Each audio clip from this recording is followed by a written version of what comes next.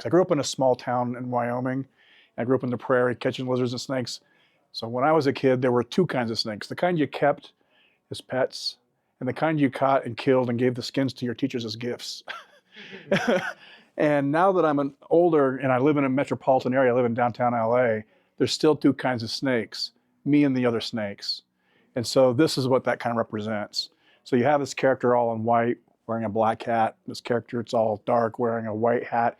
It might feel like the yin and yang sort of thing. But there's more than one story going on here. So there's the immediacy of these characters dueling into each other. They're interacting. You don't know what's going to happen. It doesn't look good for either one of them possibly. But they're also in an environment with always weeds and flowers and things. And these are a specific kind of flower. They're milkweeds, and milkweeds are a native plant in California. And they're their natural habitat for breeding of monarch butterflies, which there's one right here in the middle of the painting. So the reason I came up with this specific plant in the monarch is because my fiance is growing the milkweed plants to help restore the habitat and create habitat for monarch breeding grounds, because monarchs are going into a endangered species list. So that's where the influence in my personal experience into the painting. When I started the painting, I had no idea that I was going to do that. It just started with these two characters, and this was based off of a dedication sketch that I did on the back of someone's piece that they bought at a gallery show, or it might have been in a book that I did. And I liked the dueling characters so much that I said, I'm going to do that in this painting. And so I started the characters, and as I started going through it, I had to rearrange the way this character was posed. And if you watch the time lapse, you'll see the character was posed with the legs switched the other way. And I liked it, but it didn't make any natural sense because you couldn't twist that far around. The painting sat there and I puzzled over it for a long time until I realized I had to dramatically repaint this whole part of the painting to get that part of the character to look right. And then it worked because I liked the sort of crisscrossing of the legs. These movements came in the very beginning of the painting when I was laying in the foundational composition of the work. And these bring your eye into the piece and brings you right down into these guns pointing at each other. And everything leads kind of to where this monarch butterfly is, but almost nobody ever sees it until I point it out. And at one point I thought, I'm gonna put monarchs all over through this painting because then it creates this whole other thing. But I wanted it to be more of an Easter egg, rather, because if I put those butterflies throughout the entire piece, it would become more of a dominant element of the piece. And so it would draw your attention to it, and then you'd have this conflict of what am I supposed to pay attention to? These characters are all the butterflies, and what is this about? So if I make the dominant thing the most immediate part of the piece, which is the characters and what's going on, they're in an environment.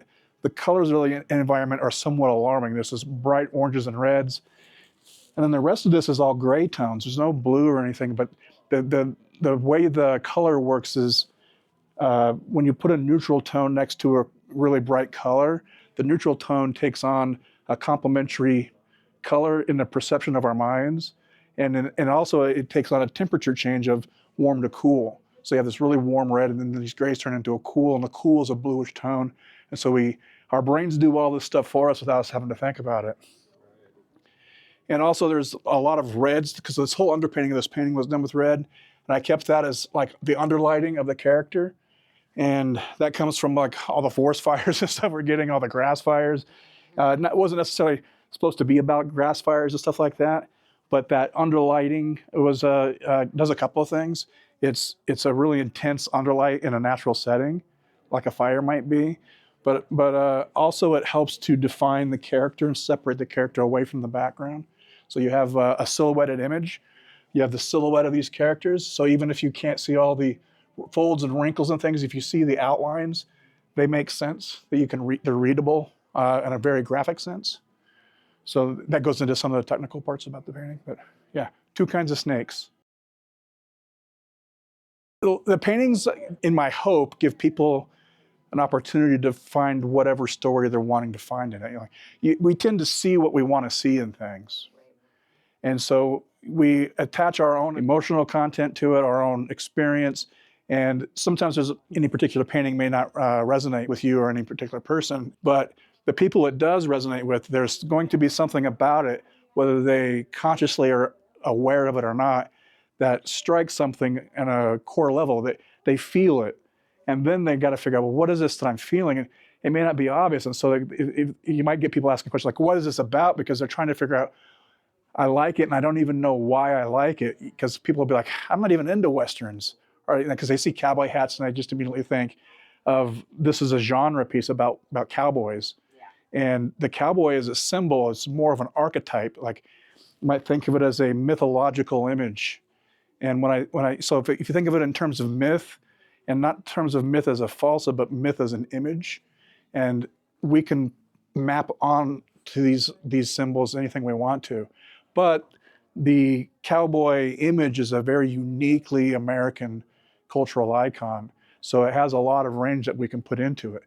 And a lot of the work that I'm creating has that, you might call it American mythology. So it has the stuff that we've seen over and over in film genres. So you see, I have these mobster scenes, I have pirate scenes, I have American West scenes. I focus a lot on the American West imagery because I grew up in Wyoming, I grew up in it, and it's something that's very natural and native to me. But I also grew up watching movies and television, probably like the rest of us have. And so the lens of which I create these things are through the influences of, growing up in the culture I grew up in. So you might think of the artwork as a view of American culture through the viewpoint of a kid who grew up in a trailer park in the middle of Wyoming. They are viewing each other as the other person. They're viewing each other as the other snake when they're both on the same damn team. They're fighting over nothing. And they're fighting over like things, and then there's these things happening where what they're doing is causing a devastation to things that they're not even paying attention to. You might think of this as art as a mirror, and people are seeing what they want to see. They're seeing reflections about themselves. They're seeing an aspirational thing about themselves a lot of times, or they're seeing, maybe they're collecting it because it's something they wish to have their friends and family and people who see the artwork see about them. People don't always have the technical art or the technical abilities to make this artwork. So what they're doing is they're finding the work that expresses what they feel and think about themselves, or what they want to project out into the world. And it's actually one of my favorite paintings, and I hope you don't sell it because I'm going to keep it for myself.